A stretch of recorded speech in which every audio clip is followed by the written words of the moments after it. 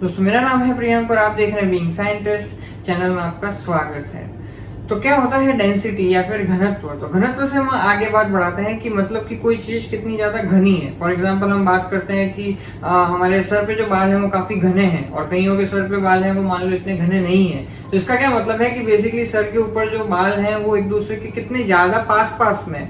जितने ज्यादा पास में हम कहेंगे वो उतनी ही ज्यादा डेंसिटी अच्छी है, उतनी ही ज्यादा घनत्व अच्छा है। तो अब इसी को जो है जब हमें थोड़ा माइक्रोस्कोपिक लेवल पे या नैनोस्कोपिक लेवल पे बात करनी होती है तो हम ये बात कर रहे होते हैं कि बेसिकली यही इसी बात को लॉजिक को उठा रहे होते हैं कि जो बेसिकली उसके जो मॉलिक्यूल्स हैं, जो बेसिकली हमारे जो भी सॉल्यूशन के अंदर है वो कितने ज्यादा पास में है। जितने ज्यादा पास में होंगे उनकी डेंसिटी जो है उतनी ही ज्यादा होगी और जितने ज्यादा दूर होंगे उसकी डेंसिटी उतनी ही कम होगी। तो उदाहरण के तौर पे मान लीजिए मैं लेके चलता हूँ कि पानी है, तो वो पानी से अगर हम ऊपर बात करें तो फॉर एग्जांपल जैसे हमारा हनी है, शहद है, तो उसकी डेंसिटी बहुत ज्यादा है क्योंकि उसके अंदर पानी के अलावा उसमें शुगर मॉलिक्यूल भी जो है जो बहुत पास में एक दूसरे के जुड़े हुए हैं, तो उसकी डेंसिटी सर्टेनली हायर हो गई। उसी तरह से ग्लिसरॉल है, उसकी भी हाई हो गई।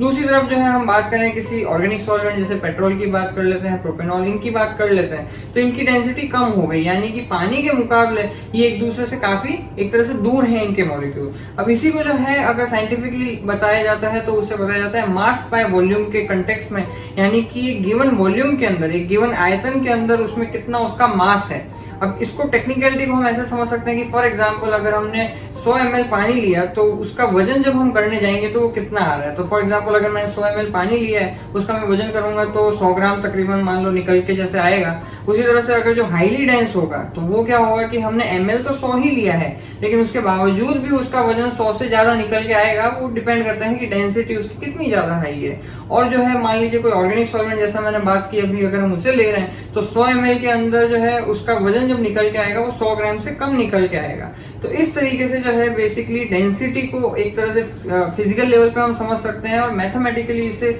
मास बाय वॉल्यूम या फिर यूनिट जो है इसकी लेट्स से जैसे ग्राम पर ml रहती है या फिर लेट्स से कोई केजी पर मीटर क्यूब, तो इस तरीके से इसकी यूनिट को रिप्रेजेंट किया जाता है और एक तरह से डेंसिटी को बताया जाता है। और ये एक जजमेंट होता है किसी भी बेसिकली सॉल्वेंट हो या कहीं पे भी जो है कोई भी फिजिकल लेवल पे भी सिचुएशन को ये बताने में कि बेसिकली जो चीजें या मॉलिक्यूल या लोग बेसिकली कितने एक दूसरे के पास में है। तो आज के लिए इतना ही, फिर आपसे मुलाकात होगी।